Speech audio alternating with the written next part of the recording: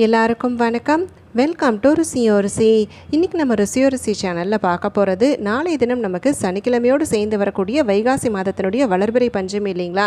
இப்படி இந்த நன்னாளன்னைக்கு நம்ம வீடுகளில் சகல விதமான ஐஸ்வர்யங்களும் பெருகணும் அப்படின்னு சொன்னால் எந்த குறிப்பிட்ட பரிகாரத்தை எந்த நேரத்தில் மேற்கொள்ளணும் அப்படிங்கிறதுக்கு உண்டான அனைத்து விதமான தகவல்களையும் தான் நம்ம இன்றைக்கி இந்த பதிவின் மூலிமா தெரிஞ்சுக்க போகிறோம். வீடியோவை எங்கேயுமே ஸ்கிப் பண்ணாமல் பாருங்கள். அப்போ தான் எந்த ஒரு சின்ன தகவலையுமே நீங்கள் மிஸ் பண்ணாமல் தெரிஞ்சுக்க முடியும். இப்போ நம்ம ஸ்டார்ட் பண்ணிடலாம். வாராகி அன்னை அப்படின்னு சொன்னாலே அம்பிகையினுடைய அம்சமாக பிறந்த காரணத்தால் இவங்களை சிவன், ஹரி, சக்தி இப்படி 3 அம்சங்களை கொண்டவங்க அப்படின்னு சொல்கிறோம். இப்படி அம்பிகையினுடைய முக்கிய மந்திர விளங்கக்கூடியவங்க அப்படின்னு பார்த்தா வாராகி அன்னை. வராகம் அப்படின்னு சொல்லப்படக்கூடிய பன்றியின் அம்சமானது விஷ்ணுவனுடைய அவதாரங்களில் ஒன்றும் கூட. இப்படி இந்த அன்னைக்கு 3 கண்கள் இருக்குது அப்படிங்கிறதால இந்த அன்னையை சிவபெருமானுடைய அம்சம் அப்படின்னு சொல்கிறோம். மிருக பலமும் தேவகுணமும் கொண்டிருக்கக்கூடிய இந்த அன்னையை யார் ஒருவர் பக்தி ஸ்ரத்தையோடு வழிபாடு மேற்கொள்கிறாங்களோ கண்டிப்பாக அவர்களுடைய வாழ்க்கையில் இருக்கக்கூடிய துன்பங்களை விரட்டி நன்மைகளை மட்டுமே அன்னை வாரி வாரி வழங்குவாங்க அப்படின்னு சொல்லி நம்பப்படுது. எருமையை வாகனமாக கொண்டிருக்கக்கூடிய அன்னை அப்படின்னு பார்த்தா வாராகி அன்னை. கலப்பை, உலக்கை இப்படி இந்த 12 கரங்களோடு நமக்கு அபயவரத முத்திரையோடு நமக்கு காட்சி தராங்க. தண்டினி அப்படிங்கிற பெயரோடு சிம்ஹ வாகினியா காட்சி தரக்கூடிய அன்னை அப்படின்னு பார்த்தாலும் வாராகி அன்னை.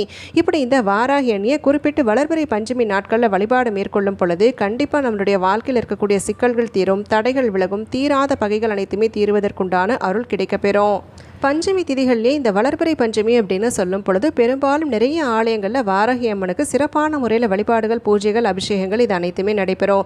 இப்படி இந்த அபிஷேகத்தில் உங்களால் பங்கெடுத்து கொள்ள முடியும் அப்படின்னு சொன்னால் கண்டிப்பாக பங்கெடுத்து பார்த்தோம் அப்படின்னு சொன்னாலே கட்டாயம் நம்மளுடைய பிரச்சனைகள் அனைத்துமே தீர்வதற்குண்டான அருள் கிடைப்பதாக நம்பப்படுது. அப்படி நம்ம கோவில் சென்று வழிபாடு மேற்கொள்ளும் பொழுது வாராகி அன்னைக்காக மாதுளம் பழம் வாங்கிட்டு போகலாம், செவ்வரளி பூக்கள் வாங்கிட்டு போகலாம்.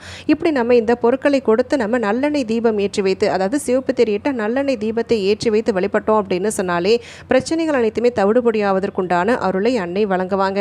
இப்போ நிறைய நேரங்களில் பார்த்தீங்கன்னா ஒரு சிலருக்கு ஏதோ ஒரு விதத்தில் தடைகள் வந்து கொண்டே இருக்கும்.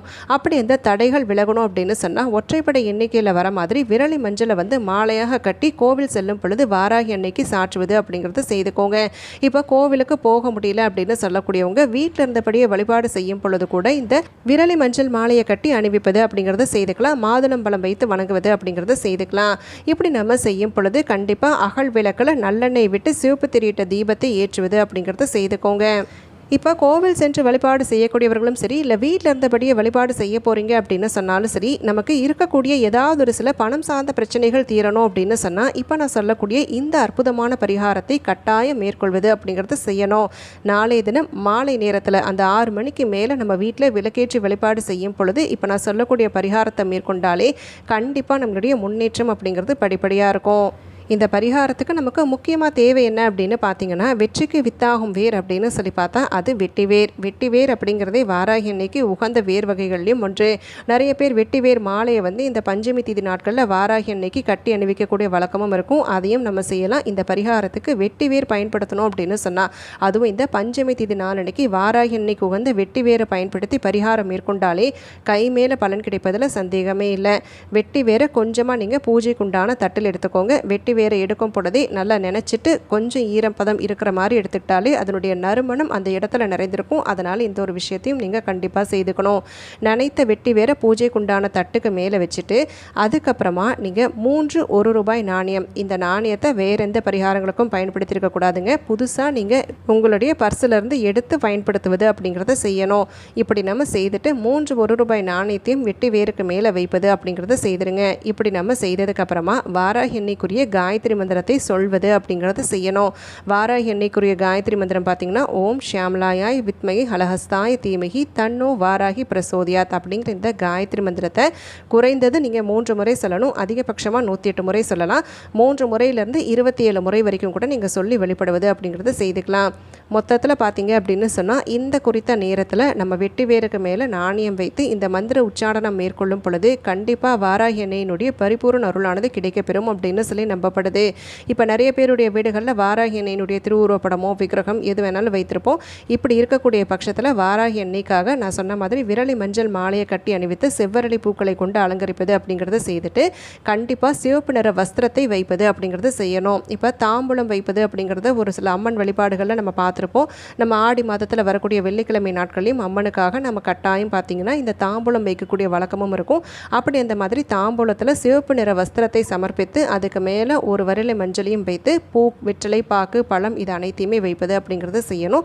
இதை நம்ம செய்வதோடு மட்டும் இல்லாமல் இந்த பரிகாரத்துக்காக நம்ம எடுத்துருக்கக்கூடிய வெட்டிவேர் தட்டையும் பூஜையில் வைப்பது அப்படிங்கிறத செய்திருங்க. இப்படி நம்ம செய்து வாராகி அன்னைக்குரிய காயத்ரி மந்திரத்தை சொல்லி வழிபாடு மேற்கொள்ளும் பொழுது கட்டாயம் நமக்கு இருக்கக்கூடிய எப்பேற்பட்ட பண கஷ்டமாக இருந்தாலும் சரி, இல்லை மன கஷ்டங்கள் அதிகப்படியாக இருக்குது, மன பாரமாக இருக்குது அப்படின்னு சொல்லக்கூடியவர்களும் வீடு சம்மந்தப்பட்ட பிரச்சனை, நிலம் சம்மந்தப்பட்ட பிரச்சனை, நோய் நொடி சம்மந்தப்பட்ட பிரச்சனை, குழந்தைகள் படிப்பு சம்மந்தப்பட்ட பிரச்சனை, இப்படி எந்த ஒரு பிரச்சனையை நம்ம முன் வைத்தாலுமே அது அனைத்துமே தீர்வதற்குண்டான அருளை வாராகி அன்னை வழங்குவாங்க அப்படின்னு சொல்லி நம்பப்படுது.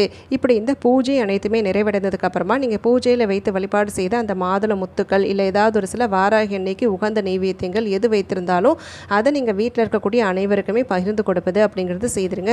அக்கம் பக்கங்களையும் இந்த பிரசாதத்தை நீங்கள் கொடுப்பது அப்படிங்கிறத செய்துக்கலாம். இப்படி நம்ம செய்ததுக்கு அப்புறமா அடுத்ததாக இந்த வைத்து வழிபாடு செய்த இந்த வெட்டி வேரையும் நாணயத்தையும் என்ன செய்யணும் அப்படின்னு பார்த்தீங்கன்னா, நாணயத்தை எடுத்து நீங்கள் வீட்டில் பணம் வைக்கக்கூடிய பணப்பெட்டி இருக்குது பார்த்தீங்களா, அந்த பணப்பெட்டியில் வைப்பது அப்படிங்கிறத செய்துக்கலாம். இப்படி இந்த குறித்த நன்னார் அன்னைக்கு, அதாவது வளர்பிறை பஞ்சமி நாள் அன்னைக்கு வாராகி அன்னைக்கு முன்பாக வைத்து வழிபாடு செய்து இந்த 3 நாணயங்களையும் எடுத்து வீட்டினுடைய பணப்பெட்டியில் வைக்கும் பொழுது எல்லா விதமான பணம் சார்ந்த சிக்கல்களும் அடியோடு தீரும் அப்படின்னு சொல்லி நம்பப்படுது. வைக்கும் பொழுது கொஞ்சமாக வெட்டி வேரை நீங்கள் வைத்த வெட்டி வேர் வைத்து வழிபாடு செய்த வெட்டி வேர்லேருந்து கொஞ்சமாக எடுத்து அதை பணப்பெட்டியில் நீங்கள் நாணயங்கள் வைக்கும் பொழுது சேர்த்து வைப்பது அப்படிங்கிறத செய்துக்கலாம். இப்போ மீதம் இருக்கக்கூடிய வெட்டி வேரை என்ன செய்யணும் அப்படின்னு கேட்டிங்கன்னா, இப்போ குடிக்கின்ற நீர் இருக்கு இல்லைங்களா, அதை நீங்கள் ஒரு குடத்தில் எடுத்துக்கிட்டு அந்த வெட்டி வேரை நல்லா சுத்தப்படுத்தி தான் நீங்கள் வைத்திருப்பீங்க இல்லைங்களா, அப்படி அந்த வெட்டி வேரை இந்த நீரில் சேர்த்துட்டு வீட்டில் இருக்கக்கூடிய அனைவருமே பருகுவது அப்படிங்கிறத செய்துக்கலாம். இப்படி நம்ம செய்யும் பொழுது நமக்கு இருக்கக்கூடிய எல்லா விதமான மனக்குழப்பங்களும் தீரும். அதே சமயத்தில் இப்போ ஒரு சிலர் பார்த்தீங்க அப்படின்னா ஏதோ ஒரு எதிர்மறை எண்ணத்தின் காரணமாக முன்னேற்றம் அப்படிங்கிறது ஏற்படவே மாட்டேங்குது. நான் எதை யோசித்தாலுமே அதில் எனக்கு எதிர்மறை எண்ணங்கள் மட்டுமே எழுது அப்படின்னு சொல்லக்கூடியவர்களுக்கும் அந்த எதிர்மறை எண்ணங்கள் மட்டுப்படுவதற்குண்டான அருள் கிடைக்கப்பெறும் அப்படின்னு சொல்லி நம்பப்படுது.